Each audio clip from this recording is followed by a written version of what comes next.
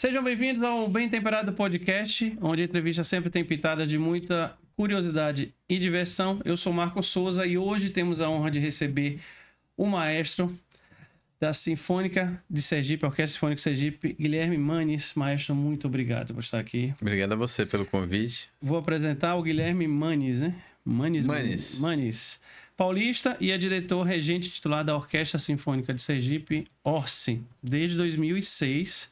E hoje desenvolve a aproximação da música clássica com todos os públicos possíveis, além de apresentações com músicas populares, clássico e popular. Então, para abrir a nossa entrevista, maestro, o clássico ainda é clássico ou nunca deixou de ser popular? O clássico nunca deixou de ser popular. Nossa. Para mim, olha, se vocês dessem um pulo lá em casa, às vezes eu pulo como um roqueiro, assim. Você é roqueiro, né, cara? Eu tô estudando uma peça vibrante, um Carmina Burana, uma Sinfonia de Tchaikovsky, cara, é pura energia isso. Tem gente que fala, né? Ah, vou colocar música clássica pra dormir, pra relaxar. Cara, nunca, cara. Pra gente é absolutamente pulsante, é vida e nunca deixou de ser popular, sem dúvida nenhuma. Quem vai aos concertos da orquestra percebe isso, cara. É uma energia que contagia, absolutamente. As pessoas ainda podem confundir, né? Porque quando se fala música clássica, pensa aquela coisa nobre. Mas lá na época, tipo, se a gente pegar Strauss, por exemplo, era música trocada em praça, né? Era a música popular da época, né? Claro. A gente nem usa muito mais esse termo, a gente até usa mais música de concerto, sabe? Porque são tantas as tendências, são tantas os vieses que a gente utiliza na nossa programação que, cara, eu não gosto de colocar divisão. Eu acho muito antiquado até, sabe? Ah, música clássica, tem aquela ideia em São Paulo, eu sou paulista, né? Estou aqui há 18 anos, mas eu lembro muito bem dos concertos que eu ia quando eu era jovem, né? Ali no Teatro Cultura Artísticas, que eram uns teatros chiques de São Paulo. Inclusive, Cultura Artística foi agora recentemente reinaugurado, um teatro lindíssimo em São Paulo. Mas eu lembro aquelas senhoras iam com peles. Tinha uma que ia até com animal, assim, um furão, assim, ao longo do... Smoking, né? O pessoal ia lá como uma social e todo mundo tomando champanhe. É o clássico como ultra chique, né? Não, isso tá absolutamente antiquado, sabe? Dependendo da peça, era o funk da época, né? Hoje... Pô, por que não, né? Por que não? Falando nisso, quando a música e o Guilherme se conhecem? Olha, eu nem lembro. Faz tanto tempo, né? Bem jovenzinho, comecei meus estudos de piano. E eu era um pouco triste, porque era muito solitário, sabe? O piano em si, a prática pianística, a prática de qualquer instrumento, né?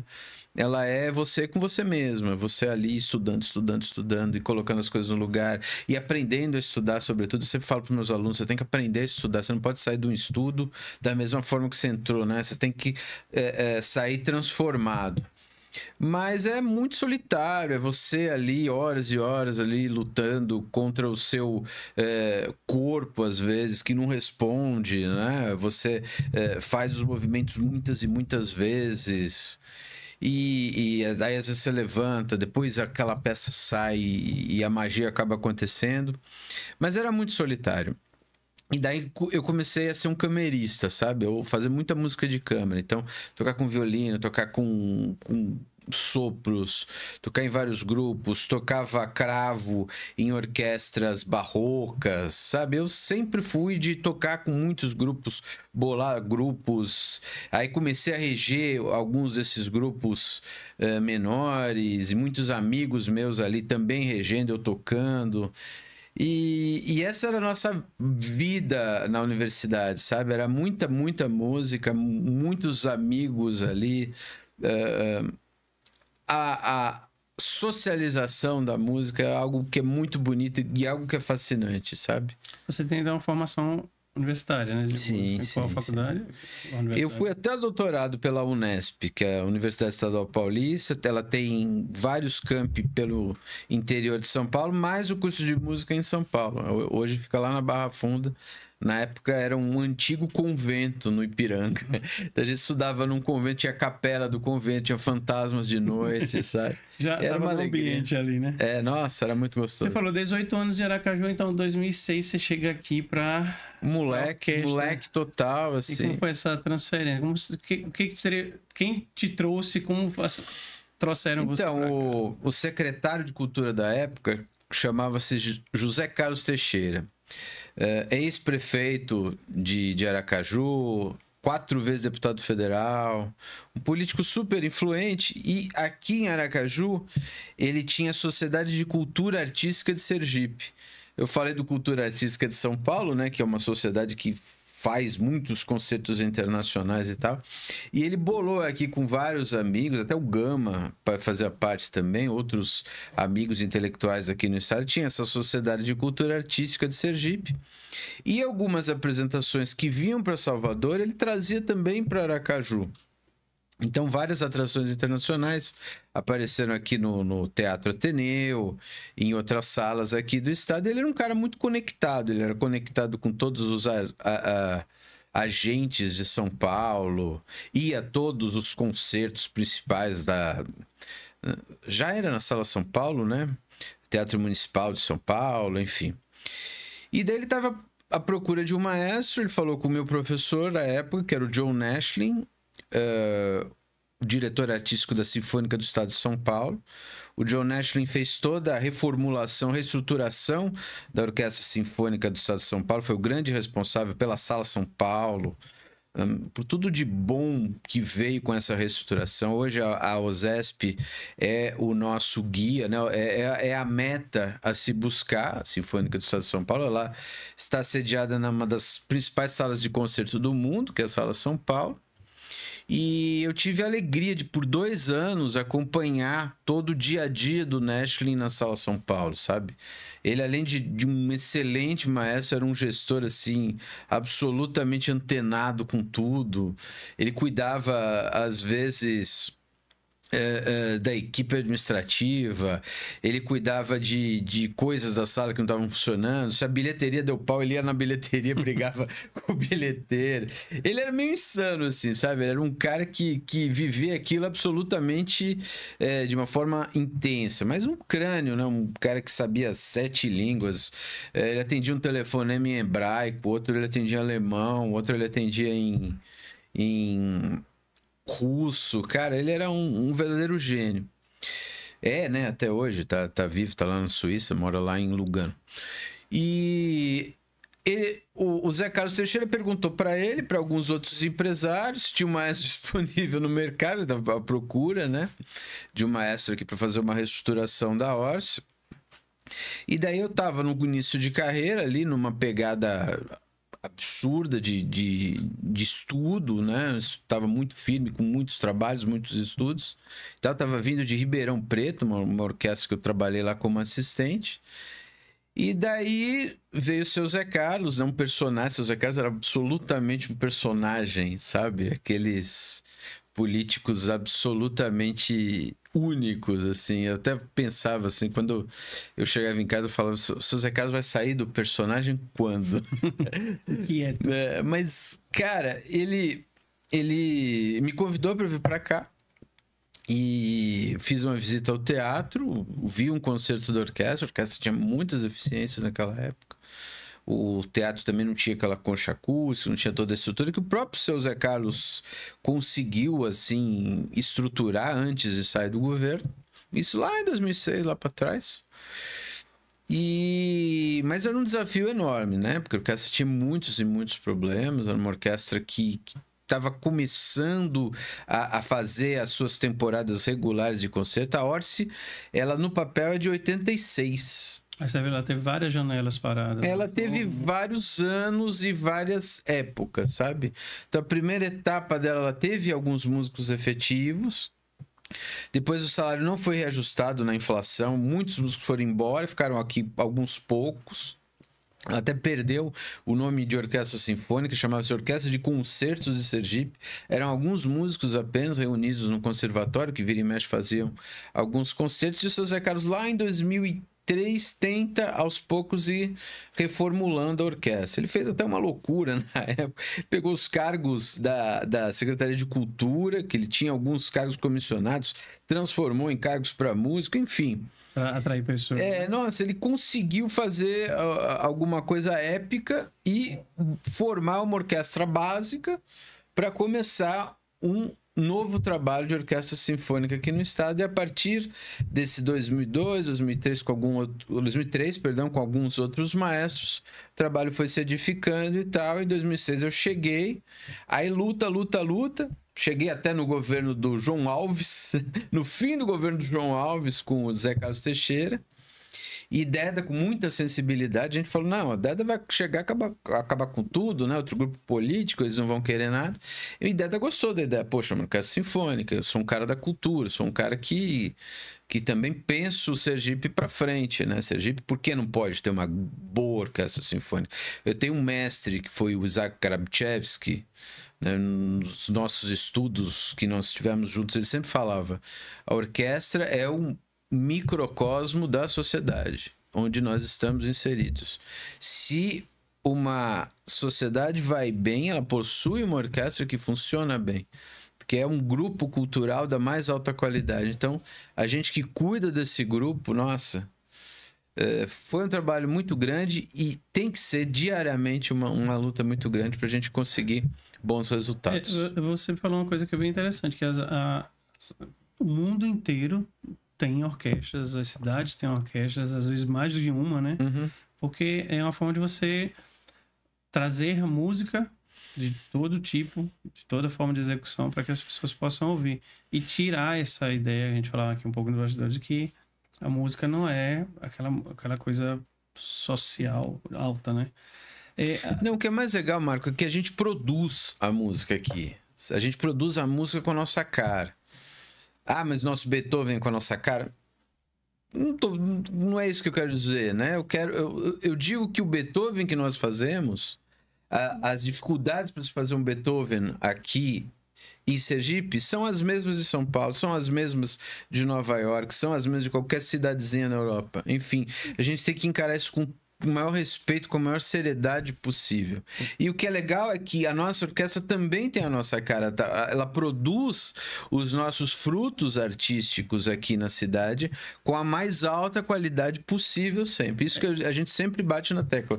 Tem que ter qualidade, tem que ter seriedade, tem que ter respeito pela sociedade, pelo público para o qual a gente trabalha. Quando você tem uma orquestra, você tem o celeiro de músicos para todos os estilos, né? Porque não necessariamente a pessoa tem que seguir uma orquestra, mas ela é um norte para música, né? Todo mundo poder ela é um norte na performance, né? Na sua temporada, que eu bato sempre na tecla, temos que ter uma temporada de concertos forte, sabe? Com convidados nacionais, internacionais, com obras tanto tradicionais da música de concerto, quanto obras contemporâneas, quanto ao intercâmbio com a música popular, com as manifestações populares bem trabalhadas aqui na cidade, bem feitas, sabe? Eu acho que a gente tem que ter essa seriedade mais aliada à pluralidade.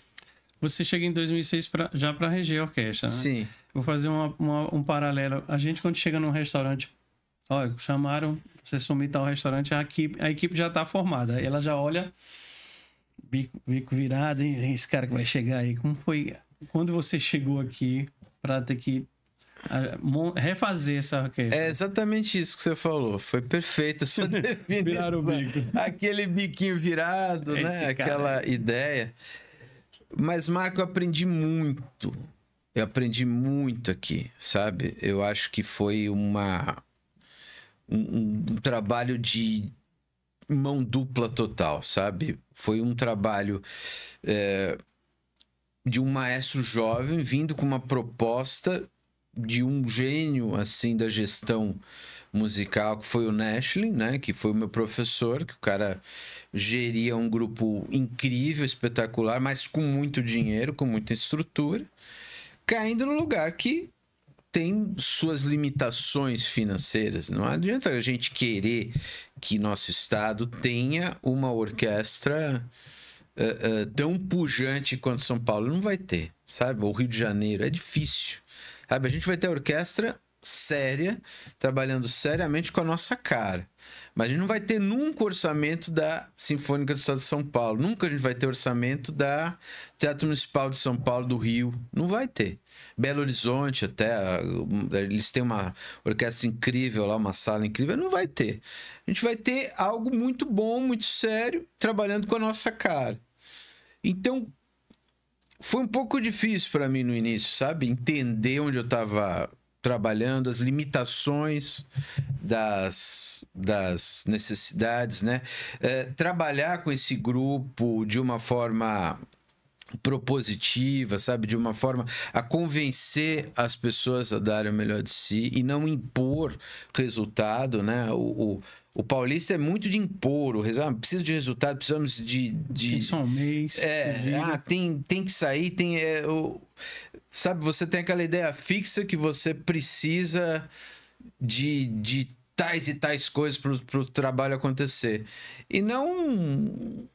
Cara, que me ensinou a entender, a ouvir as pessoas para a gente construir juntos o trabalho, sabe? E alcançar juntos os resultados. Essa transformação, ela passa também pela própria gestão, né? Você veio só para ser, não sei só o regente, mas mudar a concepção. Isso aqui é um grupo musical, a gente tem que fazer toda a estrutura. Hoje você vê uma orquestra com Instagram, a gente pode acompanhar a programação da orquestra no Instagram. Então, você tem que fazer também essa parte, né? Eu digo assim, muitas das pessoas não entendem aqui a função do diretor artístico, né? Barra regente titular, que é um bando de funções, assim. Não é só você reger. Reger, para mim, são 15% a 20% do trabalho. A gente diria que é o contas a pagar, receber, RH, tudo. Nossa, exatamente. Você tá ali, você como chefe tá ali na cozinha, aquele momento lá... É um pedaço. É um pedaço. É o momento que você tá na panela, né? Mas tem as outras. O fornecedor que não chegou tem conta para pagar amanhã, o funcionário faltou. Exatamente. Então... uma grande parte do nosso trabalho é tudo isso, sabe? É você, primeiro, planejar as ações. Nada é feito em orquestra sem muito planejamento. Você tem uma corporação gigantesca que você tem que entendê-la profundamente e fazer a programação de tudo isso. Fazer toda esse planejamento artístico. Então, o que vamos fazer? Quais as obras que vamos fazer? Quais obras que vamos fazer daqui a 6 meses? Sabe? Vamos fazer um caminho musical para esse grupo ao longo desses 6 meses, planejar isso dia a dia, planejar os ensaios, planejar quais obras vão ser ensaiadas em cada momento, planejar as ações de Instagram, planejar programas de concerto, é uma série de coisas. Um negócio, quando alguns músicos saem, a gente tem que organizar as audições. Nunca ninguém entra na orquestra por convite, sabe? As pessoas são sempre... faz-se uma prova aberta, completamente idônea, sabe? É muito difícil organizar tudo isso com cuidado, sabe? O trabalho nosso é muito, muito grande. E você é regente 24 horas. Total, nossa. Instagram mesmo, o WhatsApp mesmo é uma rodoviária, tem dia, cara. Não para. Guilherme, como é que tá a percepção do público sergipano para a orquestra? Principalmente que, pelo menos no último ano, a orquestra trabalhou muito. Em 2024, a orquestra praticamente toda semana tá com alguma coisa. Como é que o público sergipano tá nesse momento, entendendo? Então, o público sergipano, ele tem um carinho muito, muito grande pela Orce, sabe? Eu tenho percebido isso cada vez mais e mais. O público sergipano absolutamente adora as ações mais pops, né, que nós fazemos, que são os concertos de trilhas de filmes, que é o Cine Orchestra, que a gente faz anualmente 2 ou 3 edições. A gente fez concertos para as crianças, que também foram lotadíssimos. A gente fez o Cine Orchestra Kids, com grandes trilhas de cinema. A gente faz concertos de trilhas de seriados, animes, que mais? Todos esses projetos, concertos ao ar livre, são sempre muito cheios e muito procurados, muito requisitados. Projetos especiais, como nós vamos fazer agora no fim do ano, vamos fazer uma Carmina Burana também em top de gente, óperas em forma de concerto que a gente fez há um tempo atrás. Nossa, foi um público incrível, a orquestra tocou muito, muito bem. Alguns temas especiais também são tem uma procura muito grande.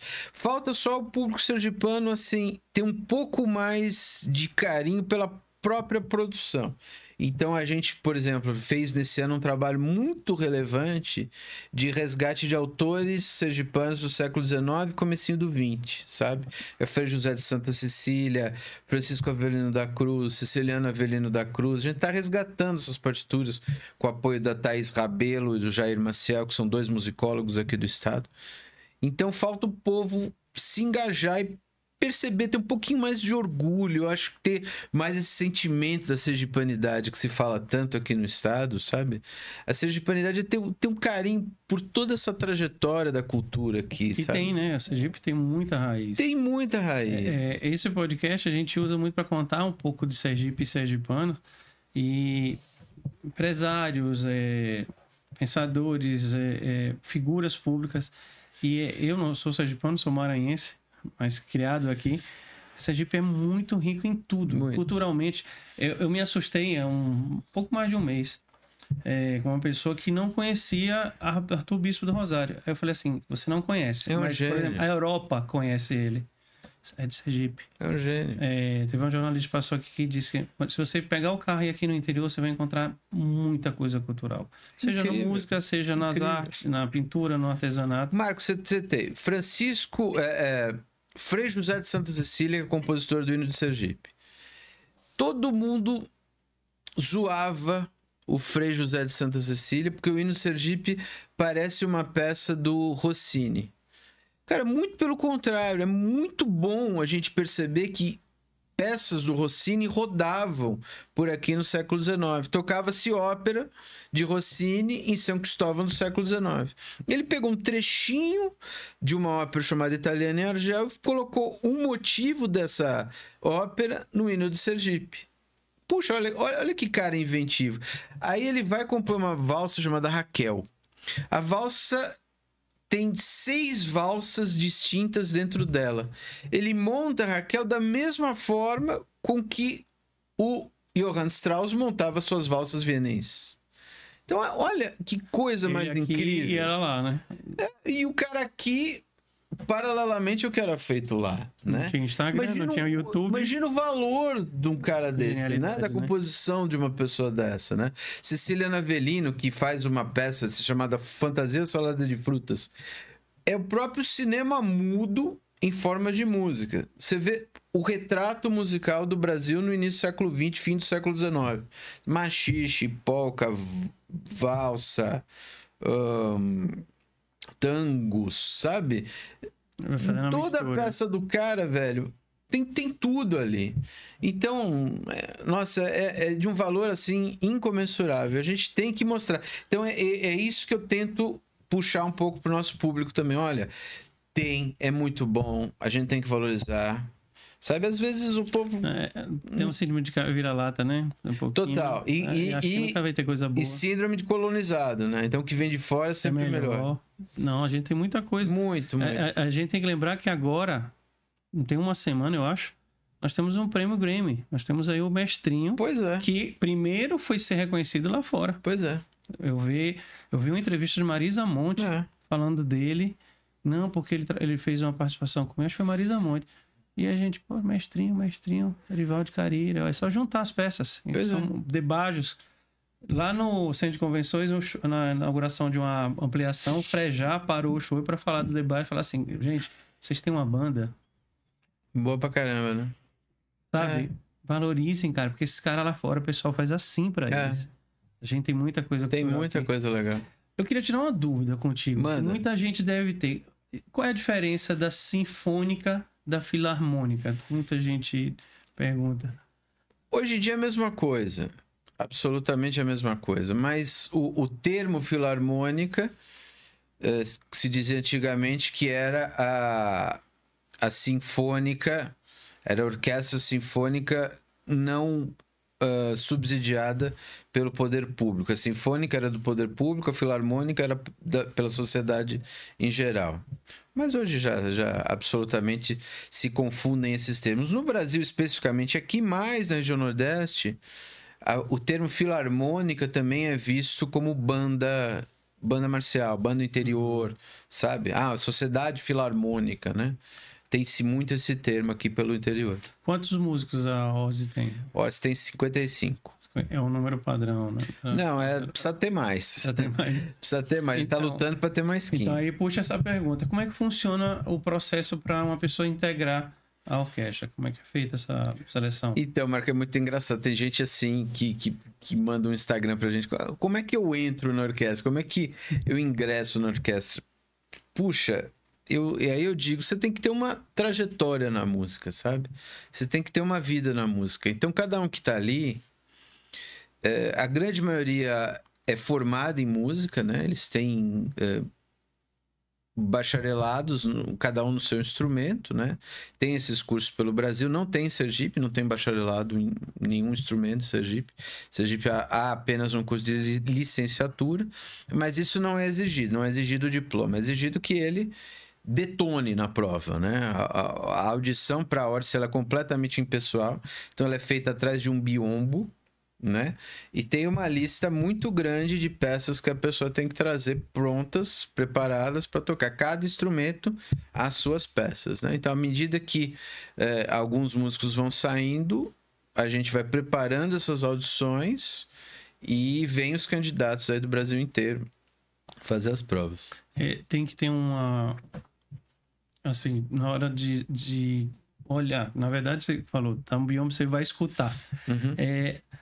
É mais técnica ou é habilidade, jeito, versatilidade? A grande questão é a experiência, sabe? É a pessoa ter a experiência de saber tocar em grupo.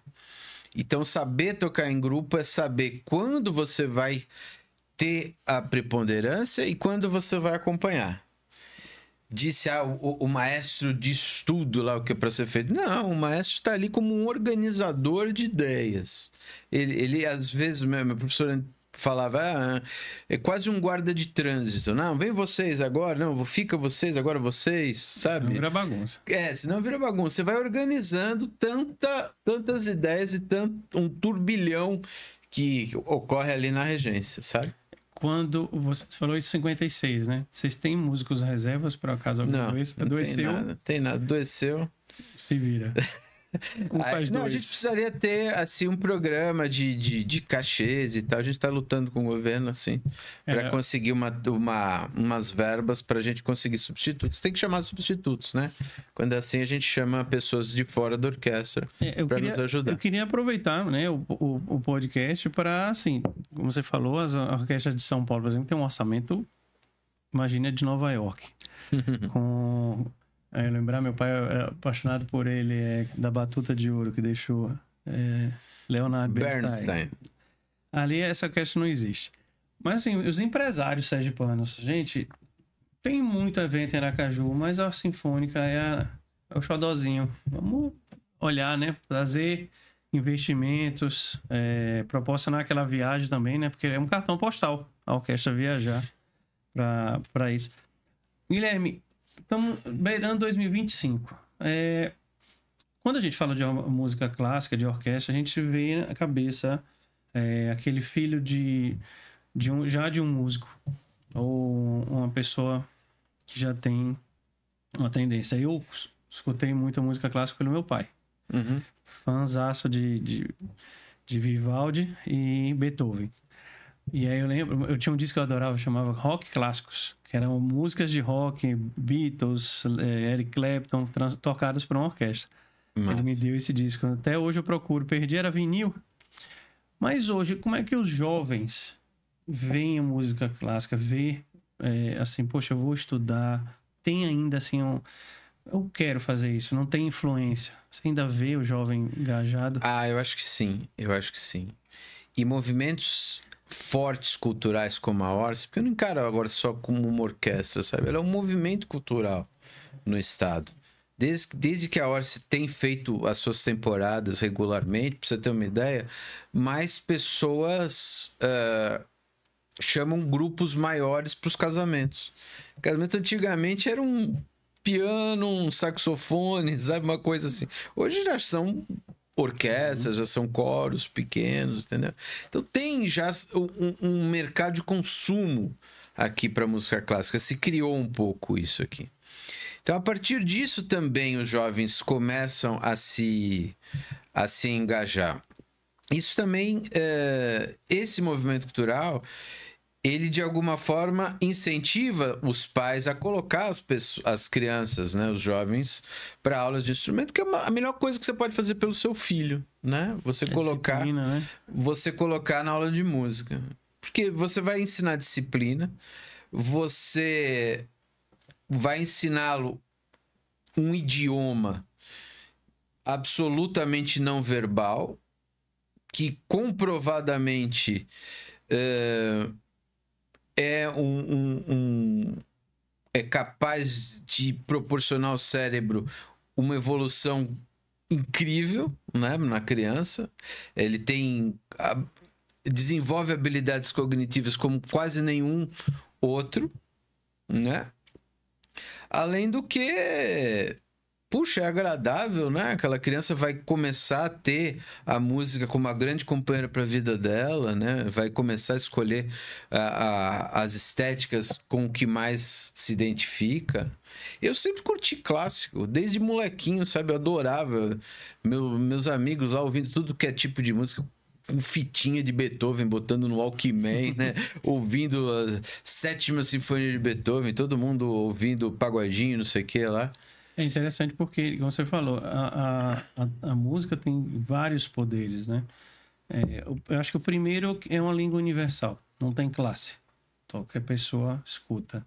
Segundo, precisa muita atenção, e essa atenção desenvolve a concentração. Para alguns casos... Cognição, foco, né? Para alguns casos, ela pode ser uma musicoterapia, né? É incrível o poder que ela tem. E a música em si, dependendo do estilo... Sobretudo de foco, né? Hoje em dia, nós estamos na epidemia do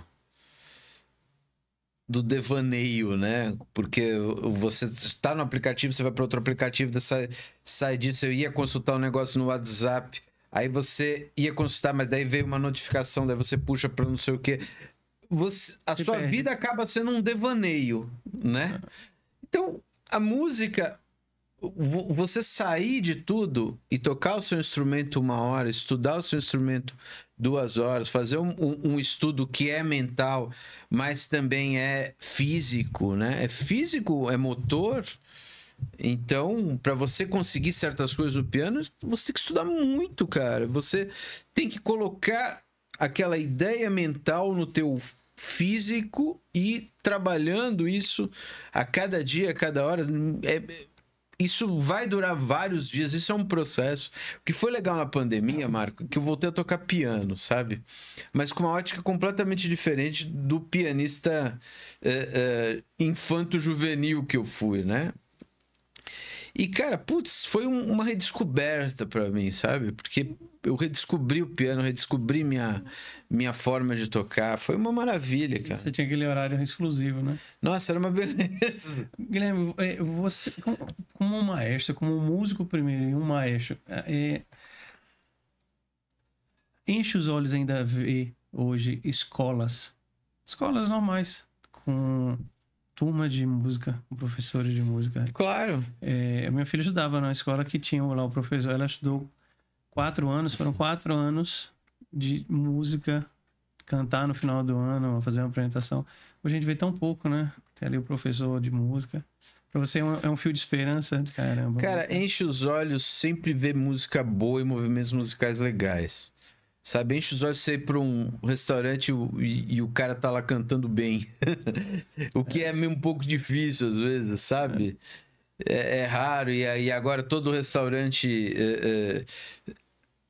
obriga a pôr uma música ao vivo, às vezes sem o menor cuidado, né? Então, puxa, é tão bonito, né? Quando você vê o cara ali tocando com um acorde especial, com um caminho harmônico diferente, com o jeito dele, né? Nossa, isso é muito bonito. Você vê uma aula bem feita, bem realizada de música, sabe? Outra experiência mágica que eu tive ao longo desses anos, que eu fui professor substituto da UFS, do curso de música, e eu também tive a oportunidade de reger o coro da universidade, que é um coro de jovens amadores, né? De alunos de tudo que é curso, assim. E ao longo do tempo, aqueles jovens foram trabalhando, a gente foi trabalhando diversas obras. Ao fim de 6 meses, eles estavam cantando madrigais renascentistas, assim. E era uma coisa linda, emocionante. De fazer concertos na igreja, todo mundo saía assim estupefato, porque era lindo o que eles estavam fazendo. Aqueles alunos que muitos deles nem sabiam ler música, não tinham o menor contato com isso, iam lá, decoravam as linhas de uma forma musical. Puxa, a música para eles vai ser uma companheira pelo resto das vidas deles. Eu vou te confidenciar que semana passada eu passei por uma surpresa gigante, pessoal. Minha filha tem 11 anos e aí ela ia fazer a apresentação, falou, pai, vai ter um sarau na escola. Eu não pude ir por causa do trabalho, logo no horário. Eu imaginava que era um coro. Essa menina subiu no palco sozinha, cantou em inglês. Olha só. Uma menina que é tímida. Foi lá, segurou firme e cantou a música do Bruno Mars, em inglês. Aí eu falei assim, caramba, perdeu total vergonha. Aí eu brinquei com ela, tá vendo que eu sofro quando eu vou tocar, né? Eu tenho vergonha. Mas, assim, transformou ela. Porque é uma criança tímida, fala baixo, e aí foi lá e pum, cantou. Na frente da escola, pra todo mundo. Que coisa incrível. A música é... O maestro, ele consegue fazer isso. Você aprende e ensina ao mesmo tempo com os músicos. Claro, sempre mão dupla.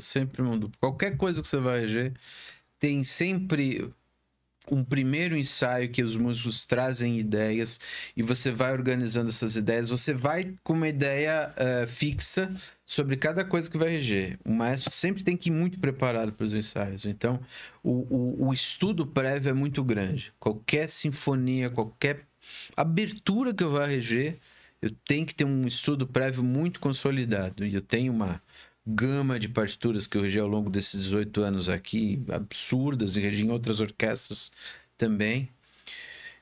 Mas, ao mesmo tempo que você traz as propostas, você vai ouvindo as coisas bonitas que os músicos trazem. E eles trazem muitas ideias, sabe? E você vai organizando essas ideias e você cria uma ideia coletiva daquela peça, que também, por sua vez, está respeitando e representando a ideia de um compositor, né? Você não pode mudar muito. Não. Quando vocês escolhem, chama... se o nome é... Programação. A programação. Vocês escolhem vamos lá, vocês vão tocar bar, por exemplo. Bar. Bar estrito. Não tem muito o que mudar, não. Aí, primeiro é o maestro que tem que ter o total entendimento daquela música, né? Certo. Todos os instrumentos, ela tem que estar na sua cabeça. O caminho da música, né? E aí, ali você vai organizando os grupos. Isso, exatamente. Né? E aí o músico, ele recebe a partitura da parte dele, mas também ele tem que entender a música inteira. Saber a hora Exatamente. Ele tem que ter uma noção. Primeiro ele vai ter que executar a sua parte com uma perfeição enorme. Às vezes uma perfeição até que pessoalmente o maestro não possui. Ele tem que ter um cuidado extremo com aquilo, sabe? Dourar a pílula, né? Tem que estar lindo aquilo ali. E ele tem que saber quando ele o instrumento preponderante, quando ele vai conduzir e quando ele vai acompanhar. Quando ele vai ser uma base para um solo de um instrumento de sopro, quando ele vai ser uma base para um solo dos instrumentos mais graves, sabe? Aquela partitura fica ali na frente, é só a parte dele ou ele tem todo? Não, é apenas a dele, às vezes com algumas indicações de outros instrumentos. Aí tem lá o Eu tenho a parte de todo mundo. Aí como é que quer ficar e tá mudando página? Não, e ouvindo... é tranquilo. Você aprende. Eu lembro. É muito agradável. Um DVD, eu acho que não sei se eu não tô falando Seiji Osawa. Sim, Seiji Osawa. Eu vi um DVD dele, eu não sei se ele tava com a de Tóquio ou era de Chicago. Uhum. Era um DVD, coisa do meu pai. E aí, do nada, eles estão passando um ensaio, não sei se era um ensaio geral. Aí eu queria saber se isso é uma coisa muito dele ou é possível. Eles estão ali tocando, ele para. Terceiro violino, afine, por favor. Ele, no meio daquele monte de instrumentos, ele conseguiu perceber um instrumento. Isso é coisa dele. Você, às vezes, percebe algo que seja destoante, né? Você, por exemplo, tem um acorde determinado, você tem que ouvir um Lá maior com sétima e nona num determinado horário. E daí alguém joga um Dó natural, joga uma terça fora do lugar. Aí você já vê o choque, né? Já dá aquele choque. E às vezes você percebe o timbre de onde tá vindo isso. Mas é um vídeo então maestro, você imediatamente você já percebe que o segundo clarinete era para tocar o Dó sustenido, mas tá vindo o timbre do Dó natural. Então você para e fala, não, segundo clarinete, você tá tocando Dó sustenido ou Dó natural? E aliás, o clarinete é em Si bemol, então você tá tocando Ré sustenido ou Ré natural? Porque você tem que pensar uma segunda acima. Isso é para um ouvido muito apurado. O público não vai perceber nesses detalhes, só se for muito grotesco. O público percebe que alguma coisa não tá certa em algum momento. No entendeu? meio da apresentação, como faz uma correção assim? Dessa? Não. Vai embora. Não. No meio da apresentação, você mais equilibra os volumes, né? Porque a adrenalina vem em todo mundo, até no maestro. Então, por exemplo, os metais, às vezes eles tocam mais na apresentação. Eles vêm com mais força, com mais vontade de fazer bonito. Aí você vai... Calma, pessoal. Não, pera, calma, não. Vocês vão passar por cima aqui dos violinos, passar por cima das cordas, não menos, assim. Você vai equilibrando, pede mais pros violinos, pede que todo mundo toque junto. Você tem um amigo meu na tua turma que agora vai ficar parado o Júlio, né? Teve cirurgia agora. Aí é estranho quando eu olho assim, a bateria lá no meio de todo mundo. E esse olho cabeludão, tá lá na sinfônica tocando. De casaquinha, né? É estranho. Vai tocando lá com o Val, tocando rock. Ele tá lá. E lá ele de fraco.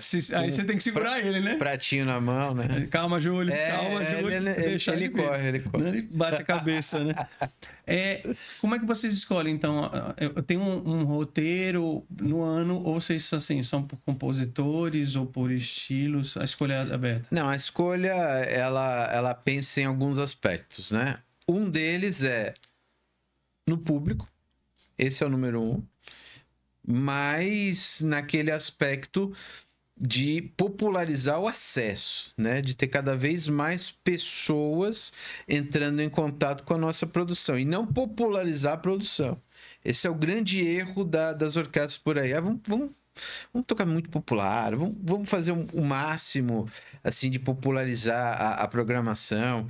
Você acaba perdendo o seu conteúdo, sabe? Você acaba perdendo o seu centro de trabalho, né? Porque a tua excelência vai vir dos repertórios tradicionais, de você saber como tocar junto, tocar as coisas com acabamento, tocar as coisas com afinação correta, tocar as coisas com a dinâmica correta, sabe? São N parâmetros musicais que têm que ser seguidos ali e que isso advém da nossa performance clássica, né? Da nossa performance dos mestres tradicionais. Então, isso é um aspecto. Aí, no meio disso, nós vamos inserindo os crossovers, que a gente chama, né? Com os vieses populares. Mas veja bem, por exemplo, peças de seriado. Tem cada coisa sinfônica tão maravilhosa, tão linda, tão bem feita. São feitos por sinfônicas, São feitos por grandes sinfônicas, né? Sinfônica de Los Angeles, por exemplo. As grandes produções cinematográficas de Hollywood usam aqueles grandes músicos de Los Angeles.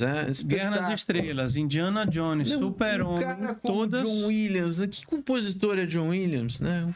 Absolutamente genial. Tudo que ele faz é genial. Assim, um orquestrador de mão cheia. Você olha as partituras, você vê o nível de complexidade daquilo. Você fala, não, mas é pop. Cara, precisa de tocar um John Williams bem tocado. Fala para um trompetista, você vai ter que tocar um John Williams. O cara, ele respeita, ele vai levar isso para casa, ele vai estudar pra caramba e vai trazer isso pronto, sabe? Porque o negócio é absurdamente difícil. Então a gente tem que contar tudo isso. A gente conta as experiências do público, a gente conta a dificuldade dos repertórios e os nossos músicos, né? O que... se é muito desafiador para eles, você também fica colocando coisa difícil atrás da outra, e você acaba extenuando a todos. Então você tem que ter essa mescla, algumas coisas mais tranquilas, outras coisas mais desafiadoras. Isso você escolhe também para até não ficar feio, né? Exato. Não adianta vir com uma coisa...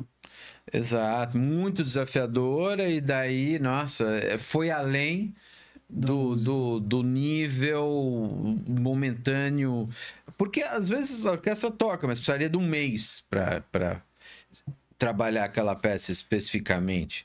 Então, não, vamos escolher alguma coisa mais tranquila. A gente tem uma semana para fazer de ensaios, vamos escolher uma coisa mais tranquila. Teoricamente, os seus músicos, eles têm a formação, muito tempo de experiência, então facilita o ensaio, né? Uhum. Porque você tem ali a partitura, e aí vocês levam em média quanto tempo para ter uma peça pronta para apresentar? Depende, tem peças mais complicadas, né? Por exemplo, o Carmina Burana que vamos fazer no fim do ano, nós vamos fazer com toda a orquestra 6 ensaios. Todo mundo já vem pré-preparado, né? Já estuda em casa. Com a orquestra 6 ensaios, o coro já está ensaiando há 6 meses. Né? De quem é? O coro sinfônico da Orquestra Sinfônica. Nós temos um coro sinfônico de cantores amadores, mas gente muito legal, estão lá firmes, né? Eu vou fazer um convite, antecipar. Gente, Carmina Burana, ela é uma marcação que eu já assisti. É punk. Não ao vivo, só ouvindo. É uma coisa que ela é ascendente, né? Até chegar a última parte que ela já tá... E é bonito, porque o coro vai bem forte, né? Tem a marcação de percussão do instrumento ali. É uma explosão de energia, né? É incrível, é uma peça que vocês não deveriam perder no teatro. Exato, dia 19 de dezembro. Uma única apresentação? Infelizmente só. Senhora. Então vai ter briga. Gente, vamos ter que... Pra ver isso. Na hora dos ensaios...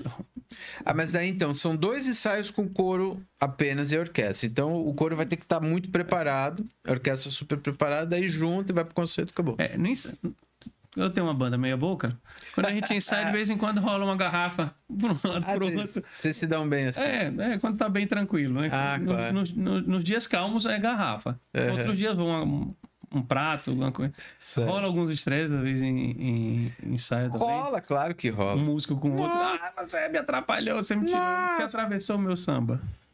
São 55 cabeças, são 55 seres que estudam aquele violino, aquela flauta, aquele contrabaixo desde os 8, 10 anos de idade. Então cada um às vezes vem com uma ideia muito própria, muito fixa.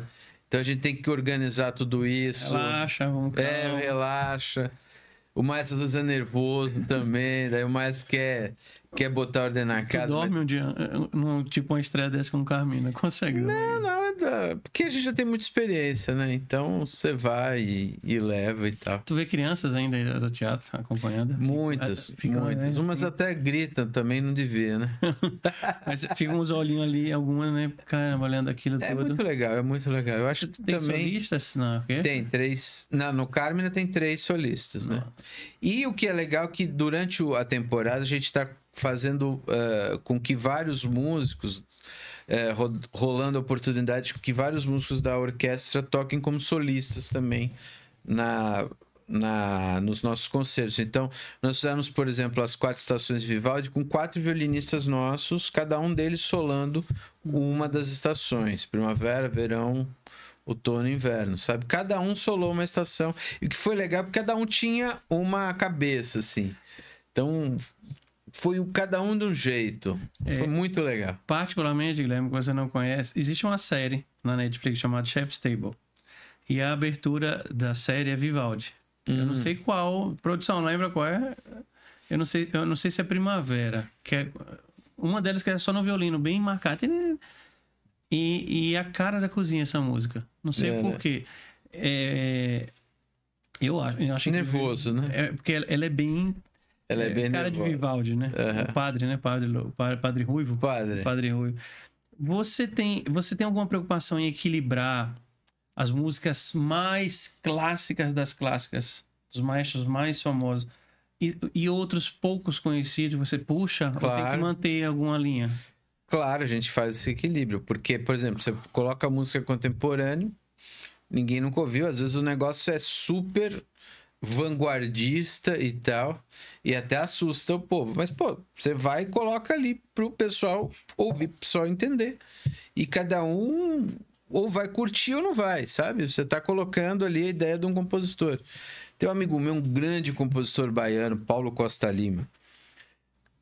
Cara, ele pega toda aquele caldeirão que é Salvador e vai colocando na linguagem clássica e vai misturando tudo. A peça dele é de uma contemporaneidade absurda e pura energia, assim. Né? Então, você mescla muito. Tem coisa muito legal.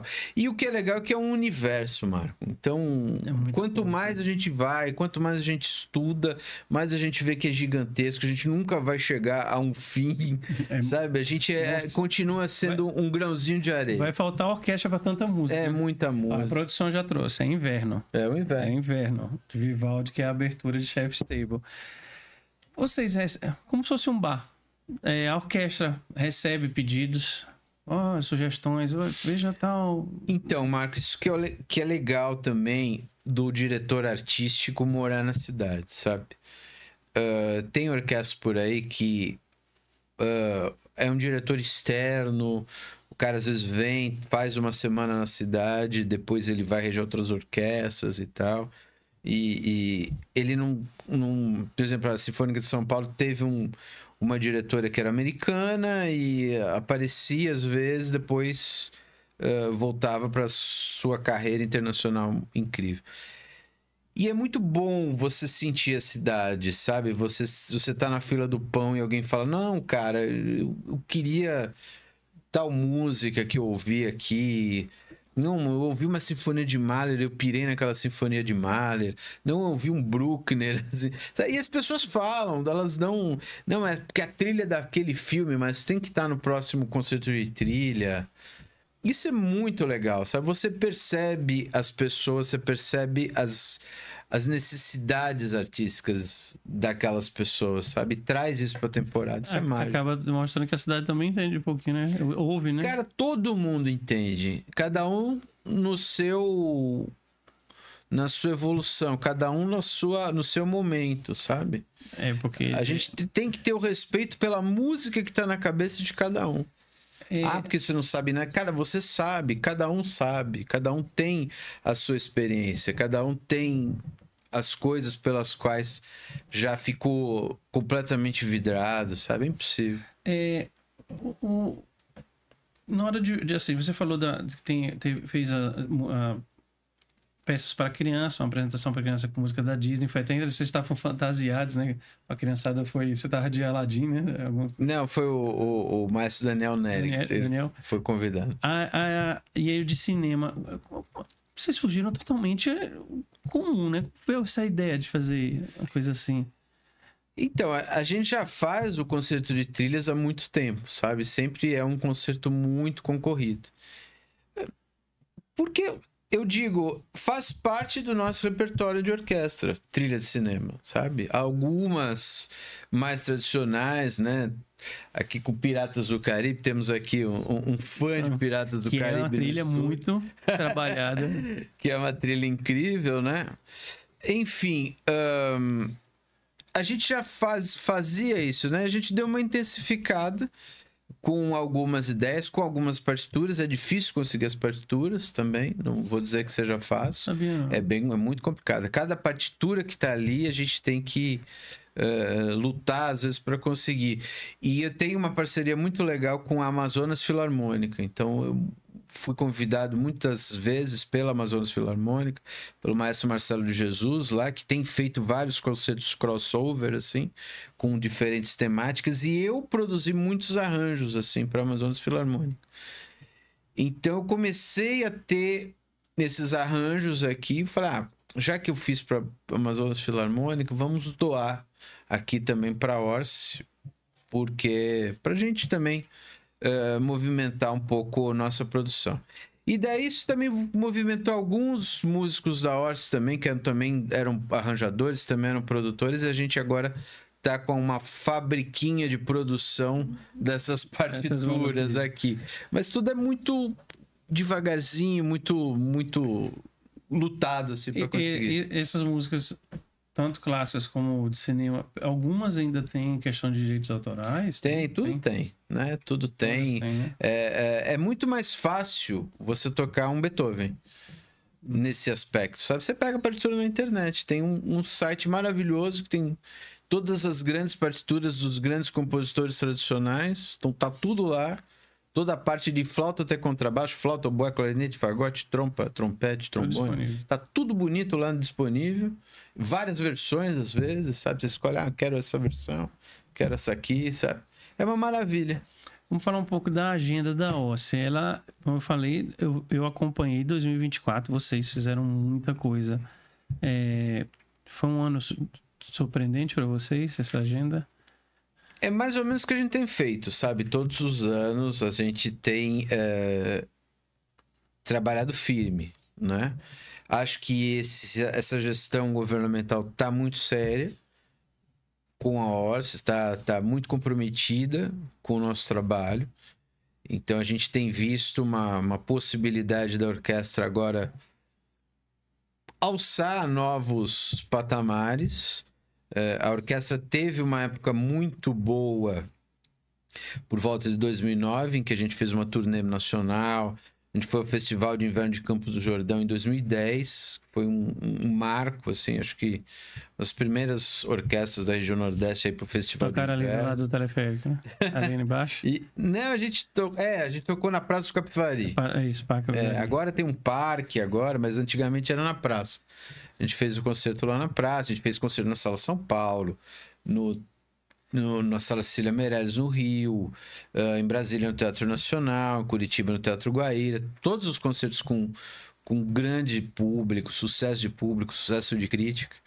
E agora a orquestra precisa voltar a ter essa pujança aqui, porque ela sempre teve o seu papel aqui com o nosso público ao longo desses anos. A gente tem construído, um trabalho que não... Ele tem que ser muito gradual, ele tem que ter muita energia, porque isso se perde muito rápido, Marco. Isso é mesmo como um restaurante que troca o chefe, daí entra um outro. Esquece aquele prato. Né? Em um mês, todo aquele padrão de qualidade que se estabeleceu se desfaz, né? Em orquestra é a mesma coisa. A gente tem que manter a energia, manter o trabalho. Então, acho que 2024 foi um ano bom, foi um ano de muito trabalho, de muita produção. E 25 vai nessa toada. A gente como uma orquestra estadual, a gente tem que atender mais o interior do estado. E a melhor forma é a gente fazer os concertos nas igrejas. As igrejas são ambientes ideais para os concertos sinfônicos, que você não precisa de microfonação, você não precisa de maiores investimentos. Você usa aquela infraestrutura física para fazer, às vezes, um grande concerto. Isso a gente já fez em tempos passados, a gente precisa voltar a fazer. Porque também concerto ao ar livre, a microfonação, ela estraga um pouco, sabe? Perde-se muito da beleza da orquestra na microfonação ao ar livre. Falando nisso, eu tenho uma pergunta técnica, eu queria que você me ajudasse a entender. O que o palco da Sala São Paulo tem de mágica que é incrível essa sala? Que é aquilo ali? Então, tem uma preparação acústica incrível ali. E as placas sonoras, elas se movimentam no teto de acordo com o repertório proposto com o grupo que você tem. Então, se você tem um grupo sinfônico com coro, por exemplo, e executando determinados repertórios até, às vezes as placas sobem. Grupos menores, as placas descem, sabe? E a acústica vai se adaptando ao grupo que está ali e isso transmite-se ao público com a maior excelência possível. Inclusive, quando a Orsi tocou lá, até um violinista muito querido nosso, ele foi o Spala da turnê, ele falou, nossa, eu não toco tão mal assim, né? Ele tocou ali, nossa, como eu sou bom. Porque a orquestra soa linda, né? Soa mágica, soa maravilhoso. Por quê? Porque é feito um trabalho acústico muito sério. O Brasil, ele às vezes privilegia muito o arquiteto e muito pouco o engenheiro de som.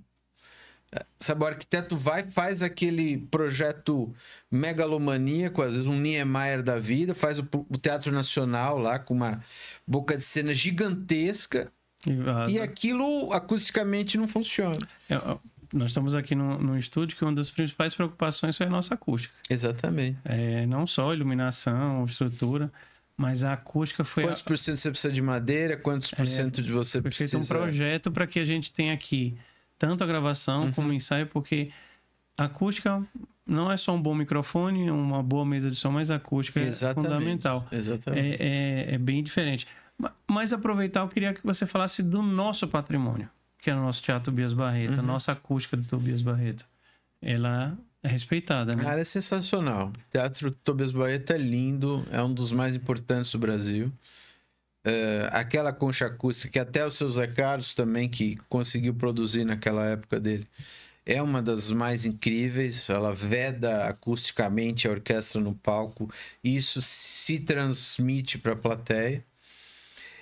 Única alteraçãozinha que eu faria no teatro, porque eu não podia deixar de dar meu pitaco, né?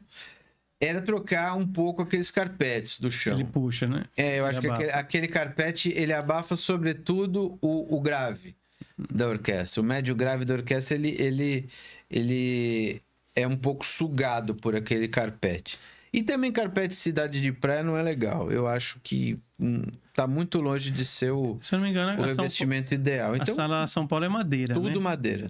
Tudo madeira. Não tem nada de carpete. Até as poltronas do público, elas são feitas para imitar a sensação acústica de uma pessoa sentada. Então, se não tem ninguém na poltrona, acusticamente ela funciona como se tivesse uma pessoa sentada. Porque também as salas, elas mudam muito acusticamente de acordo com o público. Às vezes enche o público seca o som da orquestra, sabe? Então ela já é produzida, a cadeira já é produzida dessa forma para respeitar meio que a dinâmica acústica de uma pessoa. Só que a cadeira não tosse, né? A cadeira não bate palma. Não range, não bate palma na hora errada. Eu queria te perguntar uma coisa. A gente quando fala de orquestra sinfônica, e aí eu quero trazer para o Brasil, a gente fala muito de compositores europeus, alemães, leste-europeus, russos. Mas a gente tem aqui no Brasil, nós temos Carlos Gomes, Heitor Villa-Lobos. O Brasil também é celeiro de maestros, né? Total. Mesmo nível. Pra você ter uma ideia, acabei de fazer uma sinfonia do Alberto Nepomuceno. Alberto Nepomuceno é um compositor cearense. E eu contei pro público a história, uma história incrível, sabe, do cara. O cara foi aluno de Tobias Barreto, para começar. Foi aluno de Tobias Barreto no Recife, andava com ele entre os acadêmicos da escola de Direito lá no Recife. Foi aluno dele de alemão e filosofia. Depois acabou voltando para o Ceará, porque o pai dele era organista da catedral. Aí foi para o Rio, do Rio foi para Roma. Em 1888. Aí, em 1890, ele foi para Berlim, porque ele tinha tido a tal da aula de alemão com Tobias Barreto. Tobias Barreto falava tão bem da Alemanha para ele. A gente conhece essa história. O cara foi para Berlim. Chegou em Berlim, casou com uma aluna do Grieg, que é um grande compositor lá norueguês. Foi morar em Bergen, na Noruega.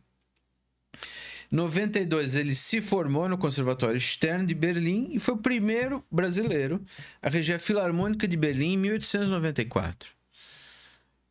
Cearense, né? Depois, Eleazar de Carvalho, depois acabou regendo também, outro cearense, né?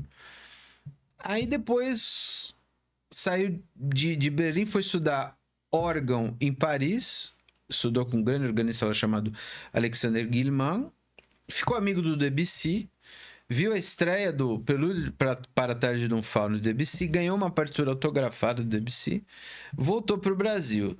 Chegou no Brasil, só começou a tomar porrada. Como diretor lá do Conservatório do Instituto Nacional de Música, que acaba sendo a Escola de Música da Universidade Federal do Rio de Janeiro hoje em dia, né? E acabou morrendo pobre, daí ele trouxe a norueguesa para cá, para o Brasil. A norueguesa não aguentava o Rio de Janeiro. Foram morar em Petrópolis para ver se ela aguentava, mas ela acabou separando dele, sabe? Foi uma desgraça. Chegou no Brasil, só tomou pancada. Coitado. Então tem esses gênios, né? Tem os nossos sergipanos aqui. Tem Camargo Guarnieri, ele é um mega de um compositor. E a gente tem... Eu queria falar um Francisco especial. Mignone. Eu deixei aqui marcado para não esquecer. A gente tá falando aí de maestro, mas a gente teve Dom Pedro I também, né? Também, né? Um gênio. O hino da independência é dele. Era a Rosana Lancelotti, que esteve conosco semana passada, uma cravista formidável, acabou de fazer um livro das capacidades musicais do Dom Pedro. Né? Depois saiu do Brasil, voltou para Portugal, virou Dom Pedro V lá em Portugal. Um grande de um compositor, cara. Nossa. Compôs uma sinfonia, se não me engano. Não, um credo. Tem um credo gravado pela Sinfônica de Minas Gerais com coro. Um Creio em Deus Pai, na oração inteira. Então ele fez o credo e dominava completamente a linguagem orquestral, assim. Um mega do músico. Muito envolvido com música e deixou o nosso hino, né? Pois é. Independência. Pois é. Que ele escreveu a letra e fez a música. Né? O filho dele, o segundo, ia regularmente para a Alemanha assistir Wagner pessoalmente, ia para Bayreuth toda hora, para os grandes festivais de ópera de Bayreuth. Dom Pedro II estava lá sempre. Era uma família envolvida. O que a gente pode esperar da música clássica no futuro e principalmente da nossa orquestra sinfônica? Bom, da nossa parte, vocês podem esperar assim, uma maior empolgação possível, o maior afinco, sabe? Nós estamos com um projeto de revitalização da nossa temporada de concertos, então a gente está com uma ideia de trazer cada vez mais grandes artistas do meio nacional para fazer concertos conosco. Isso é uma coisa que a gente tem que retomar, trazer as grandes estrelas, os melhores solistas, os melhores violinistas, os melhores pianistas nacionais, sabe? Que a gente tá indo um pouco parado, a gente precisa voltar com esses projetos, revitalizar nossa série de interiores, que da mesma forma que muda a vida das pessoas aqui em Aracaju, tem que mudar também em Itabaiana, tem que mudar também nos mais variados interiores, Propriedade, Tobias Barreto, são variadas regiões do estado.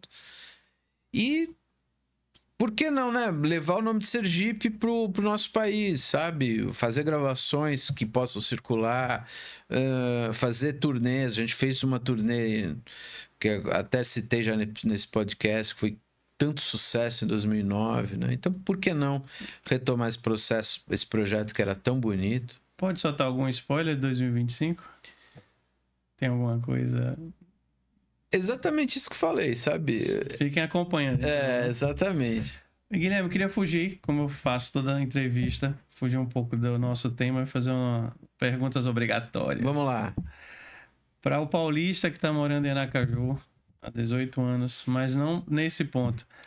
Todas essas suas andanças, todos os lugares que você andou, ficou na tua cabeça, existe um prato, uma comida que te traz uma sensação, uma lembrança gostosa da tua vida? Lembrança boa. É a comida da infância, né? A comida da infância, e São Paulo é especialista nisso, né? São Paulo tem cada lugar incrível, né? Então, eu sempre volto para São Paulo, pego meu pai, vou comer um galetinho lá. Só tem um tempero que só tem lá, o Braseiro Salvador. Nossa. Qual? Fica ali na Domingos de Moraes. Que bairro que é ali? Sei lá, é um pouco próximo do centro ali. Muito, muito bom, muito bom. Só tem aquele tempero lá, sabe? Só ele que tem. E tem alguma coisa que você não come por nada nesse mundo? Nada. Que isso? Avestruz, peso pesado, come de tudo, cara. Eu queria que você deixasse uma mensagem. As pessoas que acompanharam essa entrevista conheceram muito mais sobre o maestro, sobre o que é uma orquestra sinfônica, o que é a música. Queria que você deixasse uma mensagem para o público. A mensagem é que você prestigie, sabe? Que você vá aos concertos, que você sempre acompanhe o Instagram da orquestra, @orquestra.sergipe, que a gente sempre traz novidades. Quanto mais você mergulhar nesse universo da música clássica, mais você vai descobrir coisas, sabe? Mais você vai ficar antenado para uma série de coisas. O ingresso aqui é baratíssimo, sabe? Não tem paralelo no Brasil. Então você vai ter contato com um grande concerto. Você pode não gostar, mas pelo menos você vai a uma experiência que você fala, putz, essa peça eu não gostei, essa peça não é a minha preferida. Aí você vai a outra e você fala, nossa, esse compositor eu me identifico.